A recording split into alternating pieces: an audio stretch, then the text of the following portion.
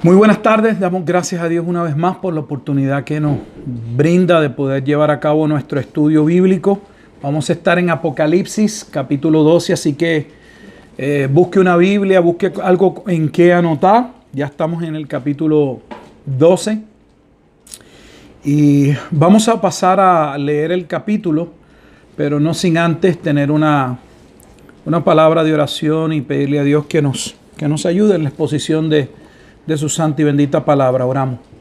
Señor y Padre eterno, te alabamos y te damos gracias en esta tarde por el privilegio que nos ofreces, que nos das, que nos brindas de poder llevar a cabo este estudio. Te pedimos, Señor, que abras los ojos de nuestro entendimiento, que nos des ojos para ver, oídos para escuchar y ese corazón que solo tu Espíritu puede preparar bien dispuesto para no solo recibir tu palabra, sino para llevarla a cabo, para obedecerla. Te damos gracias, Padre, por tu palabra, porque ella exalta la obra de tu amado Jesucristo, en quien aquellos que hemos creído hemos sido completamente y totalmente justificados. Te pedimos que mientras Jesucristo es exaltado, mientras hablamos de la grandeza de ese plan eterno, tú tengas a bien no solo edificar tu pueblo, sino continuar llamando a salvación a aquellos que en tu gracia han de proceder a la misma. Oramos una vez más y damos gracias en Cristo Jesús, Señor nuestro. Amén y amén. Vamos a pasar a dar lectura al capítulo 12, son 17 versículos, para entonces posteriormente entrar en la exposición del capítulo. Dice así la palabra del Señor, Apocalipsis capítulo 12, versículo 1, lee de la siguiente manera. Apareció en el cielo una gran señal, una mujer vestida del sol con la luna debajo de sus pies y sobre su cabeza una corona de 2 estrellas. Y estando encinta, clamaba con dolores de parto en la angustia del alumbramiento. También apareció otra señal en el cielo. He aquí un gran dragón escarlata que tenía 7 cabezas y 10 cuernos, y en sus cabezas 7 diademas, y su cola arrastraba la tercera parte de las estrellas del cielo y las arrojó sobre la tierra. Y el dragón se paró frente a la mujer que está para dar a luz, a fin de devorar a su hijo tan pronto como naciese. Ella dio a luz un hijo varón que regirá con vara de hierro a todas las naciones, y su hijo fue arrebatado para Dios y para su trono. Y la mujer huyó al desierto, donde tiene lugar preparado por Dios, para que allí la sustenten por 1270 días, 60 días, debo decir. Después hubo una gran batalla en el cielo. Miguel y sus ángeles luchaban contra el dragón, y luchaba el dragón y sus ángeles, pero no prevalecieron, ni se halló ya lugar para ellos en el cielo. Y fue lanzado fuera el gran dragón, la serpiente antigua, que se llama Diablo y Satanás, el cual engaña al mundo entero. Fue arrojado a tierra y sus ángeles fueron arrojados con él. Entonces oí una gran voz en el cielo que decía: ahora ha venido la salvación, el poder y el reino de nuestro Dios y la autoridad de su Cristo, porque ha sido lanzado fuera el acusador de nuestros hermanos, el que los acusaba delante de nuestro Dios día y noche. Y ellos han vencido por medio de la sangre del Cordero y de la palabra del testimonio de ellos, y menospreciaron sus vidas hasta la muerte. Por lo cual, alegraos, cielos y los que moráis en ellos. Ay de los moradores de la tierra y del mar, porque el diablo ha descendido a vosotros con gran ira, sabiendo que tiene poco tiempo. Y cuando vio el dragón que había sido arrojado a la tierra, persiguió a la mujer que había dado a luz al hijo varón. Y se le dieron a la mujer las 2 alas de la gran águila, para que volase de delante de la serpiente al desierto, a su lugar, donde es sustentada por un tiempo, tiempos y la mitad de un tiempo. Y la serpiente arrojó de su boca tras la mujer agua como un río. Pero la tierra ayudó a la mujer, Pues la tierra abrió su boca y tragó el río que el dragón había echado de su boca. Entonces el dragón se llenó de ira contra la mujer y se fue a hacer guerra contra el resto de la descendencia de ella, los que guardan los mandamientos de Dios y tienen el testimonio de Jesucristo. Bueno, vamos entonces a comenzar nuestra exposición en el capítulo 12. El capítulo 12 posiblemente marca la mitad del libro de Apocalipsis, no solamente porque el libro tiene 22 capítulos y pudiéramos señalar el capítulo 11 o el 12 como el medio del libro, sino porque este libro está escrito contiene una estructura que tal vez usted no ha escuchado y se llama la estructura quiástica. Una estructura quiástica. ¿Qué es una estructura quiástica? Una estructura quiástica es una estructura en tipo de bosquejo, donde, para ponerlo de una manera sencilla, creo que lo mencioné la vez pasada, tenemos una especie de bosquejo que va A, B, C. Lo único, en vez del A, el B y el C, ir, por así decirlo, uno detrás del otro. El B va identado, va más hacia el lado, y así el C, siendo la parte central de este capítulo el momento en que Satanás es expulsado, o sea, los versículos que corresponden del 7 al 12, y luego regresa a ese arco, el F, y así en adelante los números hacia atrás. Déjeme ver si lo voy a mencionar, sé que sin verlo es un poco difícil, pero estamos diciendo, si usted ha leído el capítulo con calma, en una lectura ahora no lo va a ver, pero va a ver que hay unos paralelismos, hay unas cosas que se repiten, lo va a ver. Por ejemplo, empezamos con una mujer que está vestida de cierta manera. Habla del sol, la luna y las estrellas, los primeros dos versículos. Pero vamos a ver que finaliza hablando también de la descendencia de esa mujer. Luego que inicia con la mujer y cómo está vestida, pasa a hablar del dragón. Y el dragón en el cielo, y ahí están los versículos 3 y 4. Pero cuando uno mira el final, casi finalizando, habla también del dragón, cuando el dragón persigue a la mujer. Así que vamos a ver una estructura que se repite: la mujer vestida del sol, el dragón en el cielo, la mujer huye al desierto, Satanás es expulsado. Y luego la mujer huye al desierto nuevamente, el dragón persigue a la mujer y la descendencia de la simiente de la mujer.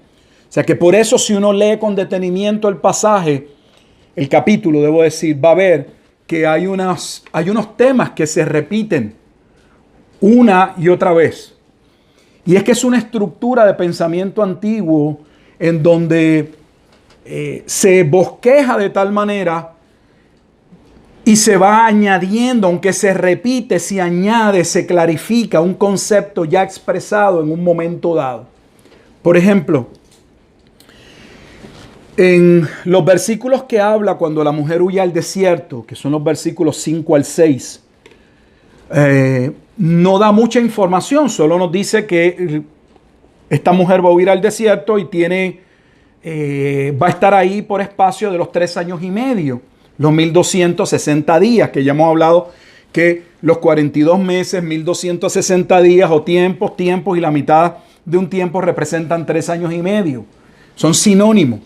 Pero posteriormente, en el mismo capítulo, cuando se vuelve a hablar de la persecución del dragón, ahora se dan detalles. Me refiero a los versículos 13 al 14. Entonces ahora se nos dice que es que el dragón de su boca lanza un gran río para ahogar, para destruir a la mujer. Entonces vamos a ver que aunque se repite la información, se provee información adicional. Esto es importante porque no podemos estar interpretando los otros pasajes como si fuese un tema nuevo, sino viendo la relación que esos versículos tienen con el punto anterior, donde ese ese mismo tema ya se comenzó a explicar. Posteriormente, para efectos de aquellos que nos siguen en la página, cuando suba, voy a tratar de subir esa estructura quiástica, al menos la que corresponde al capítulo 12, porque realmente todo el libro está de esa manera. Si usted ha leído un comentario de alguien que realmente haya estudiado Apocalipsis, verá que le va a decir que Apocalipsis contiene dos partes. Algunos llegan hasta el capítulo 11, del capítulo 1 al 11 es la primera parte.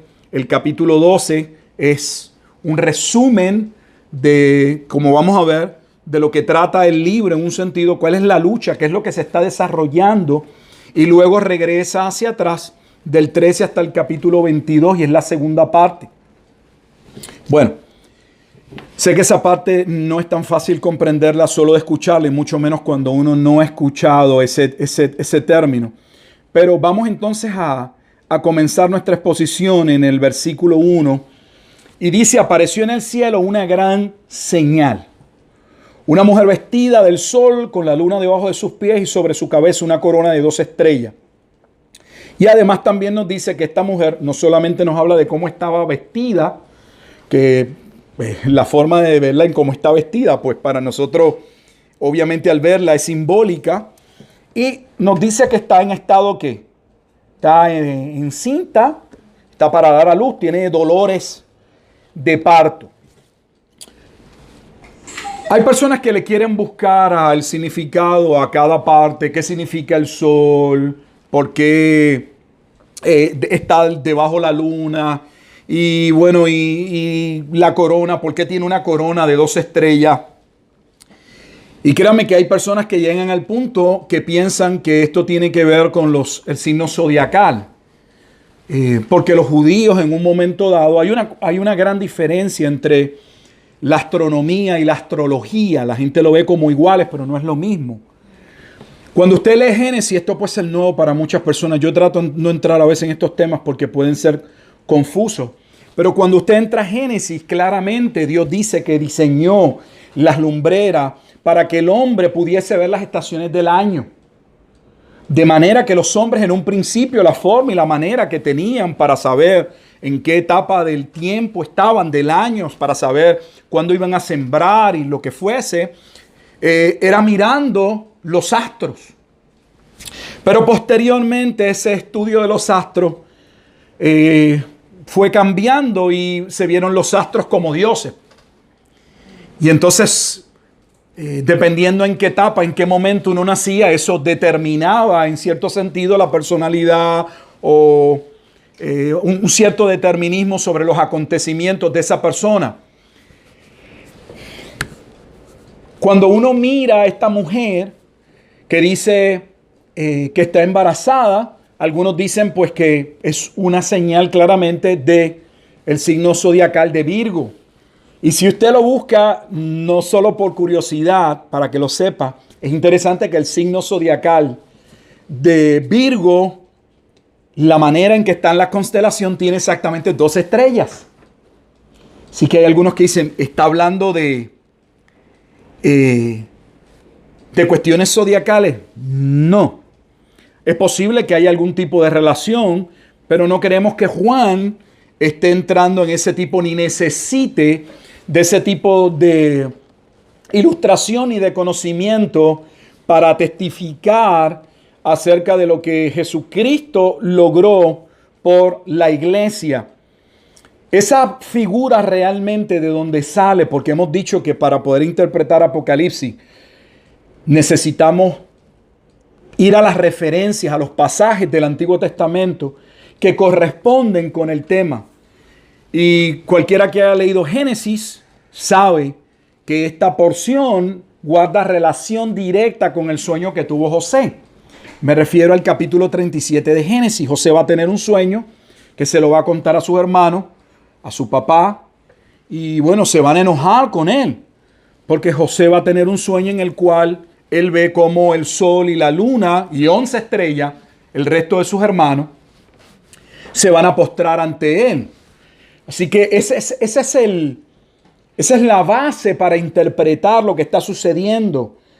Todavía no hemos identificado quién es la mujer, pero usando la referencia de Génesis capítulo 37, entonces ya sabemos que esa mujer está vestida y va a ser colocada en una posición como José, que era el propósito de aquel sueño que José tiene y que lo cuenta a su hermano, de que Dios lo iba a poner en una posición de gracia. Iba a venir, sabemos por la historia de Génesis, una gran hambre y Dios colocaría a José en un momento dado, en una posición, en un lugar donde él iba a poder ser usado por Dios para sostener, para sustentar a sus hermanos y a su padre. Y eso es lo que está diciendo. Esta mujer guarda una diferencia con la mujer, con la otra mujer que aparece en el libro de Apocalipsis. Porque el libro de Apocalipsis presenta antítesis. Tenemos la esposa del Cordero, esta mujer con la cual Dios tiene un pacto, y tenemos también la otra mujer identificada como la gran ramera. Así que se está haciendo una distinción. Si uno mira cómo esta mujer está adornada, hay una gran diferencia cómo esta mujer está adornada y cómo posteriormente, cuando lleguemos al capítulo 17, veremos cómo la gran ramera también está adornada. Y la manera en que está adornada nos ayuda a identificar quién es la mujer y qué va a pasar con esa mujer. Así que tenemos una gran señal. El libro de Apocalipsis está lleno de señales. De hecho, Juan utiliza mucho esa palabra, la utiliza mucho en su evangelio. Juan prefiere usar el término señal en vez de milagro en el evangelio. Y la señal, que hay 7 señales principales en el evangelio de Juan, tienen el propósito, como muy bien identifica a Juan en su evangelio en el capítulo 20, de evidenciar, de testificar que Jesucristo es el Mesías, es el Cristo, y para que creyendo en Él podamos tener vida eterna. Así que Juan utiliza esa misma expresión, la expresión señal, que tiende la señal, a diferencia del milagro, más que apuntar a un evento extraordinario, apunta a la persona. O sea, la señal identifica a alguien.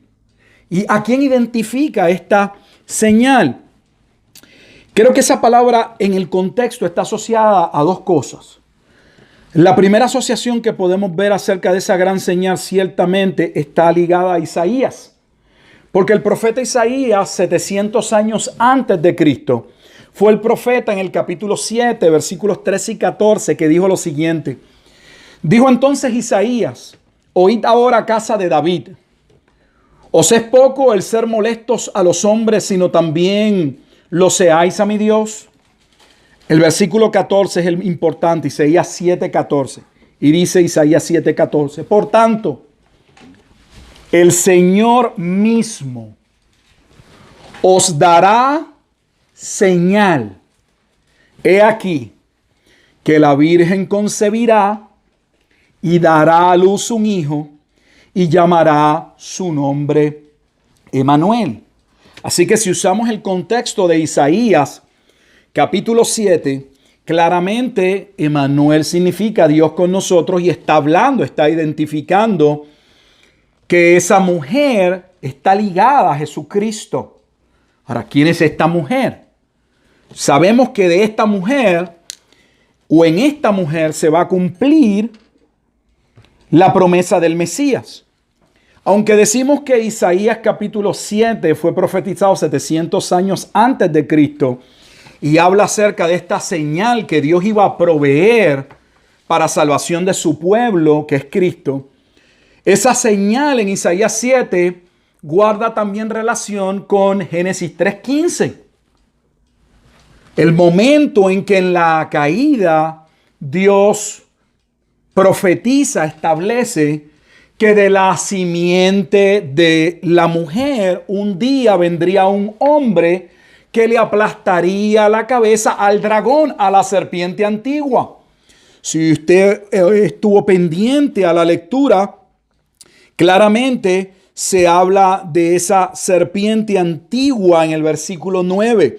Dice: y fue lanzado fuera el gran dragón, la serpiente antigua. Sí que Apocalipsis 12 trata el tema o desarrolla el tema, lo condensa de manera breve de cómo ese plan de Dios establecido inmediatamente o comunicado, no establecido, porque ese plan fue establecido antes de la fundación del mundo, pero al menos comunicado a los hombres inmediatamente luego de la caída, cómo ese plan ha llegado al cumplimiento y cómo esa mujer va a dar a luz al hijo en un momento dado donde se halla en gran dolor, con dolores de parto. Posteriormente vamos a estar hablando algo acerca de la expresión dolores de parto. Es una expresión antiguo testamentaria y también hace referencia en el Antiguo Testamento a el pueblo de Israel, o sea, la mujer, siendo la mujer representativa del pueblo en el Antiguo Testamento. ¿Por qué Israel era considerado como una mujer? En varios libros. Por ejemplo, tenemos un libro específicamente, el libro del profeta Oseas, donde se habla de Israel en una relación de pacto marital con Dios. O sea, este no es un tema nuevo, el tema de Israel como la esposa de Dios, como esa mujer que se halla en una relación de pacto, porque Dios la tomó, tengo una relación de pacto marital. Sí que estamos viendo en Roma, debo decir, en Apocalipsis 12, ese drama, el desarrollo de ese drama que inicia en el libro de Génesis. Y ahora estamos viendo en el último libro de Génesis cómo ese plan que fue comunicado en Génesis 3:15, ahora en el último libro está teniendo un cumplimiento total y completo en la persona de Jesucristo. Pablo dijo en Romanos capítulo 16, versículo 20, y el Dios de paz aplastará en breve a Satanás bajo vuestros pies. O sea, Pablo usa esa porción de Génesis 3:15 en Romanos capítulo 16 y declara en la epístola, en la carta a los romanos, que Dios estaba ya a punto de aplastarle la cabeza a la serpiente o al dragón. Eso es Romanos capítulo 16, versículo 20. Hay una serie de opiniones con relación a esta mujer. Ya básicamente he dicho que en el Antiguo Testamento es un sinónimo de Israel. Pero hay quienes dicen que esta mujer representa a Eva. ¿Y por qué representa a Eva? Porque Eva es la madre en un sentido de todos los seres vivos, de la humanidad. Y como Eva estuvo presente en la comunicación de ese plan en Génesis 3:15, algunos piensan que esa expresión de esa mujer a través de la cual en un momento dado vendría el Mesías sería Eva. Están absolutamente aquellos que piensan que esta mujer es María, la madre de Jesús. Especialmente, pues vamos a ver las tendencias católicas posiblemente a irse por ese lado. ¿Por qué? Porque fue María la portadora o aquella mujer que Dios escoge para que la persona de Dios, el Hijo, se encarnase y viniese. El problema con María es que no cuadra con la narración, o sea, no va con la narración porque María no es sacada en ningún momento dado por 3 años y medio y conducida al desierto. Pero están aquellos que aún pueden ver el momento dado luego de que Herodes intenta o va a matar a los hijos, como entonces José y María viajan para Egipto y están un tiempo en Egipto y luego regresan. Y hay algunos que tratan como quiera de ver entonces ese tiempo, en el tiempo en que María y José van a Egipto y luego entonces regresan. Están los que dicen que esa mujer es la iglesia de Jesucristo. Y ahí hay muchos. Hay muchos de los reformadores o de la teología reformada que entienden que esta mujer de la cual procede el Mesías o Jesucristo es la iglesia. Y ciertamente en el Nuevo Testamento encontramos referencias donde se habla de la iglesia o del pueblo como una relación también de pacto, como esposa. Por ejemplo, en Romanos capítulo 7 habla de esa relación en que se encontraba el pueblo en el Antiguo Testamento con relación a Dios. Y dice que una mujer, si se le muere el marido, entonces puede casarse con otro hombre y no entra en ninguna violación de la ley. Tenemos en Efesios capítulo 5, desde los versículos 22 en adelante, donde se establece la relación de pacto también y el amor que Dios tiene por su iglesia, considerándola, tomándola como su esposa. Ciertamente en el Nuevo Testamento también hay base para ver a la iglesia en esa relación y podría ser identificada con la mujer. Pienso yo que el problema con esa interpretación consiste en que Cristo no viene de la iglesia procede de Cristo. En otras palabras, la iglesia en el sentido como la concebimos, la iglesia del Señor, viene a raíz de la obra que lleva a cabo Jesucristo. Por lo tanto, sería inconsistente con las Sagradas Escrituras el plantear que es la iglesia la que viene primero y que es la iglesia la que da luz a Cristo. La Escritura enseña todo lo contrario, que es por causa de Cristo, siendo Él la piedra angular, siendo Él la base de la salvación, entonces sobre esa piedra es que se desarrolla la iglesia. Por lo tanto, no me parece que esa es la mejor interpretación. No estaría mal esa interpretación si esa interpretación se limitase a decir que representa entonces la iglesia escogida en el Antiguo Testamento. Pero también eso es confuso porque gran parte de los creyentes piensan en la iglesia como algo solo del Nuevo Testamento. Y no ven el concepto de la iglesia en términos de lo que representa la iglesia, esa asamblea, esa congregación. Y esa asamblea y esa congregación estaba en el Antiguo Testamento. Ese término no es nuevo. De hecho, el término iglesia aparece si mal no recuerdo, unas 60 y tanto de veces, 70 y tanto de veces en la traducción del Antiguo Testamento al griego. O sea que esa palabra eclesia no es nueva. Cuando el Antiguo Testamento, que estaba escrito básicamente completamente en hebreo y algunas partes en arameo, muy pocas, fue traducido al griego en Alejandría, en Egipto, en el periodo de los Ptolomeos.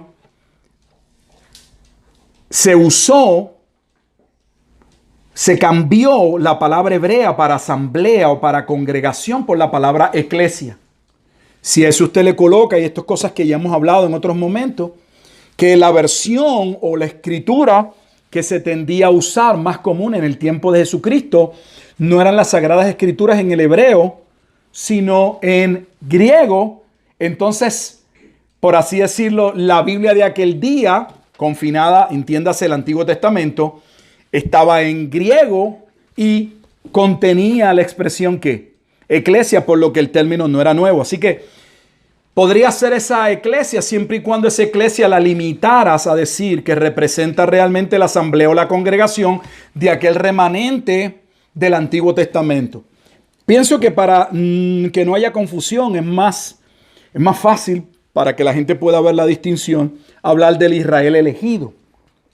Porque sabemos por el Nuevo Testamento que no todos los que descienden de Israel son parte del Israel de Dios. Eso está claramente en Romanos capítulo 9. Ni por tener ascendencia a Abraham son todos realmente llamados a participar de la promesa. Pablo aclara eso en el libro o en la carta a los romanos, debo decir. De hecho, en el capítulo 2, versículos 28 y 29, Pablo dice que no es judío el que tiene la circuncisión física, sino el que tiene la circuncisión del corazón. Y eso es un cambio completamente drástico en el Nuevo Testamento, porque Pablo está diciendo que ser judío nada tiene que ver con sangre. Ser judío, que esa palabra judío, como Pablo la está usando, es ser el pueblo de Dios, tiene que ver con el cambio que Dios ha operado en el corazón. Por lo tanto, todos aquellos que han sido regenerados, salvos, han nacido de nuevo, entiéndalo de esa manera, son judíos. Por eso posteriormente en la carta a los Gálatas, en el capítulo 6, Pablo se refiere a la iglesia como el verdadero Israel de Dios. Así que esto está por todo el Nuevo Testamento. Así que nosotros entendemos que esa mujer de la cual viene este hijo, que vamos a hablar porque hay una doble interpretación o hay un doble significado de este hijo. Vamos a ver. Claramente señala esa simiente o ese pueblo del antiguo pacto que Dios preservó hasta el momento en que vendría Jesucristo. Todo el Antiguo Testamento vamos a ver que el pueblo se aparta, que el pueblo se corrompe, pero Dios permanece fiel guardando una simiente, porque de esa simiente de la tribu de Judá un día vendría ¿qué? El Mesías. Así que estamos hablando de ese remanente de Israel que fue elegido por gracia, y de él vino entonces aquel que es identificado. Es importante que lo vean en el versículo 5, porque va a decir quién es ese varón. Dice, y ella dio a luz un hijo varón que regirá con vara de hierro a todas las naciones. Eso es una cita claramente del Salmo 2, versículo 9. Está hablando de Jesucristo. Por lo tanto, esa mujer representa ese pueblo fiel del Antiguo Testamento, esa descendencia, ese linaje. Y eso es importante porque les dije que el capítulo 2 está puesto en una estructura quiástica. Una estructura quiástica, si pudiera, sé que es un concepto nuevo. En vez de usted ver una pirámide hacia arriba, vea esa pirámide hacia el lado, donde los primeros versículos ponen el primer punto, luego los versículos 3 y 4 van así hasta llegar al momento en que Satanás es expulsado y regresa el arco hacia atrás. Va de esa manera. De arriba llega a un punto, el punto central del arco, y va hacia atrás. Sí que ese hijo que tiene, conforme al versículo 5, se establece que es Cristo. Es una referencia al Salmo 2, versículo 9 nuevamente, y esa referencia única y exclusivamente puede ser otorgada a Jesucristo. Ahora, ¿por qué está en un estado de embarazo? Y observe que no habla solo del estado de embarazo. Dice que está en un estado de embarazo con dolores de parto. Sí que parece aquí haber algo más allá de meramente identificar a una mujer que va a dar a luz y solamente verla como en la encarnación. Porque aquí se está condensando toda la obra de la redención de manera rápida, donde básicamente la punta del arco lo que representa es la victoria de Cristo y su descendencia sobre el dragón. Lo que se había dicho en Génesis capítulo 3, versículo 15. Esta expresión de parto en el Antiguo Testamento está ligada, dijimos, la mujer en dolor de parto, está ligada a Israel, pero la expresión dolores de parto está ligada también a un momento de juicio. Y si usted recordará o ha leído la profecía del Sermón del Monte, el Sermón del Monte de los Olivos, debo decir, para no confundirlo con Mateo capítulo 5, me refiero a Mateo 24 y 25, Jesús habla de los dolores. Será principio de dolores. Habla de la señal. En el versículo 3 los discípulos le preguntan, ¿cuál será la señal de tu venida? Jesús habla de ciertos aspectos en Mateo 24 y luego dice, pero estas señales son el principio de los dolores. Así que quiero que vaya viendo que este capítulo 12 guarda relación con la profecía sobre el Monte de los Olivos y no debería extrañarnos. ¿Por qué? Porque hemos dicho que Apocalipsis trata principalmente del juicio de la venida del Hijo del Hombre en las nubes. Y ese juicio no es el juicio final. No es el juicio que se desata en la segunda venida de Jesucristo. No es el juicio en el cual todas las almas son resucitadas, unos para vida eterna y otros para condenación eterna. No es el juicio en que aquellos que son desechados por Dios y les son presentados sus pecados y su condenación, son lanzados al lago de fuego. Este no es el juicio. Si usted va viendo, este juicio se centra en un lugar. Todo el tiempo se está hablando de de una ciudad. No se está hablando de un juicio global. Tristemente ya nuestra mente está preconcebida y pensamos que Apocalipsis todo lo que trata es de ese juicio final, es un juicio universal. Pero eso no es lo que estamos viendo. De hecho, cuando lleguemos y adelantemos nuevamente a los capítulos 17 y 18, vamos a ver que el juicio que se lleva a cabo es contra la gran ciudad, contra la gran ramera, contra Babilonia. Y hay personas que están viendo de afuera y lamentándose y siendo pobres. Mira cómo estaba y mira lo que es. O sea, que hay personas que no pasaron por el juicio. Están viendo el juicio que pasó la gran ciudad, pero ellos no son parte del juicio. Por lo tanto, no podemos decir que es el juicio final, porque del juicio final nadie escapa. Todos daremos cuenta, dice la Escritura. La imagen de esta mujer encinta también procede del profeta Isaías. Vimos primero que la gran señal está relacionada con Isaías capítulo 7, versículo 14. Pero el profeta también Isaías en el capítulo 26, debo decir, en el capítulo 26 de Isaías habla de esta mujer encinta. Y me gustaría leerlo. Isaías capítulo 26, versículos 17 al 21.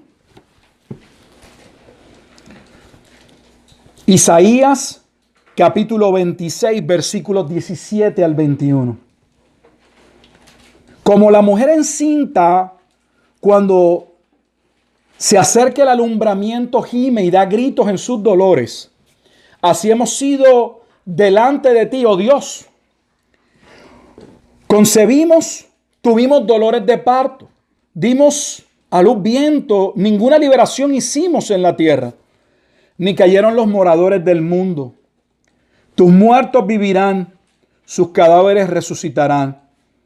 Despertad y cantad, moradores del polvo, porque tu rocío es cual rocío de hortalizas, y la tierra dará sus muertos.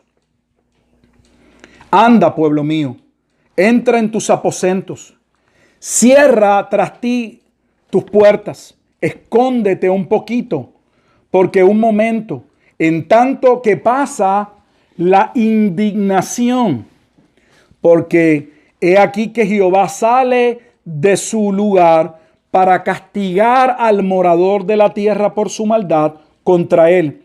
Y la tierra descubrirá la sangre derramada sobre ella y no cubrirá ya más a sus muertos. Así que Isaías habló de este momento en el capítulo 26 de juicio, donde se habla de estos dolores de parto. Pero posiblemente la referencia más contundente sea la referencia que hace ya el profeta menor Miqueas en el capítulo 4.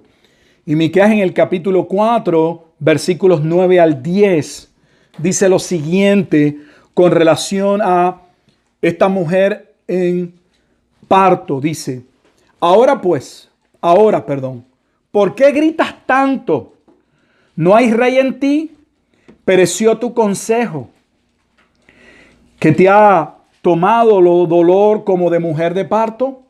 Duélete y gime, hija de Sión, como mujer que estás de parto. Así que está mencionando que Sión, Israel, estaba de parto, porque ahora saldrás de la ciudad y morarás en el campo y llegarás hasta Babilonia de la mano de tus enemigos. Déjenme poner el contexto de Miqueas 4 para que usted vea que este es el pasaje claramente que identifica lo que está pasando o lo que va a pasar al momento en que Juan recibe esta señal. Cuando Miqueas profetiza en el capítulo 4, está hablando de ese momento en que Dios le había dicho al pueblo de Judá ante el juicio que vendría de parte de Babilonia, que no peleasen contra Babilonia, sino que se rindiesen. Que Él se iba a encargar de que un remanente pasase a ser liberado, no del asedio babilonio, sino que no iban a morir y que Dios los iba a preservar por 70 años en Babilonia. Eso fue lo que leímos cuando, si ustedes recordarán, estuvimos estudiando Daniel Y vimos el capítulo 24 donde habla de aquella canasta que tenía higos muy buenos y los higos tan malos que no se podían comer. Y decía que aquellos higos buenos serían aquellos que Dios iba a preservar, iba a librar, iba a cuidar dentro del cautiverio babilónico. Y es lo que estamos viendo aquí. Hay una mujer que está de parto porque esta es la situación en la que se encuentra el pueblo cuando Miqueas profetiza. Pero se le dice, porque ahora saldrás de la ciudad. O sea, ellos iban a salir de la ciudad donde vendría la destrucción. La ciudad era Jerusalén. Esa ciudad posteriormente iba a ser destruida por Babilonia. Y de hecho, Jerusalén, el templo fue destruido en el año 586. Pero antes de que eso ocurriese, Dios iba a sacar un pueblo de esa ciudad y lo iba a proteger en Babilonia. Exactamente es lo que está pasando en el libro de Apocalipsis. Dios va a salvar, ha señalado, ha sellado un remanente que ahora lo saca de Jerusalén para morar en los desiertos. Nuevamente haciendo referencia a la profecía sobre el monte de los olivos.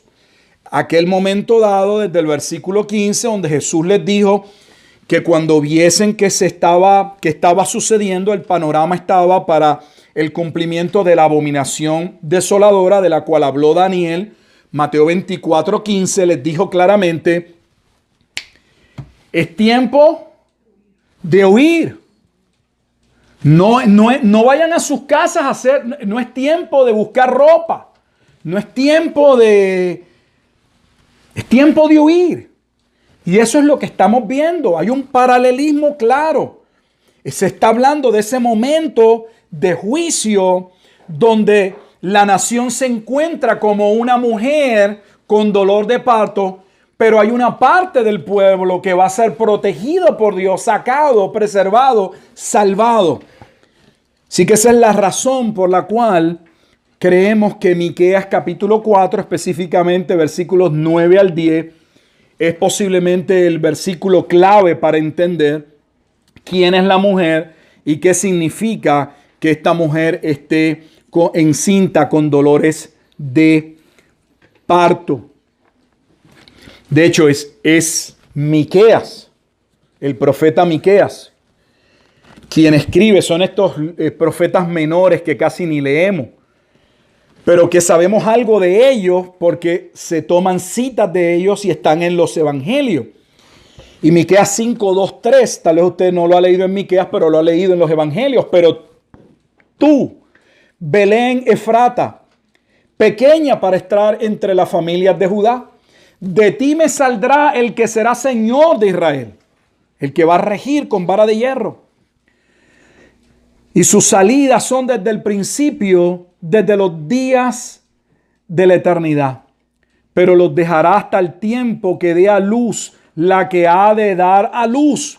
Y el resto de sus hermanos se volverá con los hijos de Israel. Así que tenemos también la identificación de quién es ese hijo en Miqueas capítulo 5. Miqueas capítulo 4 identifica quién es la mujer. Representa el Israel escogido en el Antiguo Testamento, del cual vendría el Mesías, claramente identificado en Miqueas capítulo 5, versículos 2 al 3, como Jesucristo. Esta metáfora de la mujer nuevamente con dolores de parto podemos verla en Mateo capítulo 24, versículos 4 al 8, donde Jesús dijo lo siguiente. Respondiendo Jesús les dijo, mirad que nadie os engañe, porque vendrán muchos en mi nombre diciendo, yo soy el Cristo, y a muchos se engañarán. Y oiréis de guerra y rumores de guerra, mirad que no os turbéis, porque es necesario que todo esto acontezca, pero aún no es el fin. Porque se levantará nación contra nación y reino contra reino, y habrá pestes y hambres y terremotos en diferentes lugares. Y todo esto será principio de dolores. Así que los primeros dos versículos, hemos estado básicamente todo este tiempo en los primeros dos versículos, para ver que esta mujer representa ese pueblo elegido por gracia, preservado, para que de esa simiente de ese pueblo, de la casa de Judá, viniese aquel Mesías que en el versículo 5 del capítulo 2 identifica que cumplirá el Salmo 2, versículo 9. Él va a regir el mundo con vara de hierro. Yo creo que tal vez por hoy vamos a dejarlo ahí en esos primeros dos versículos.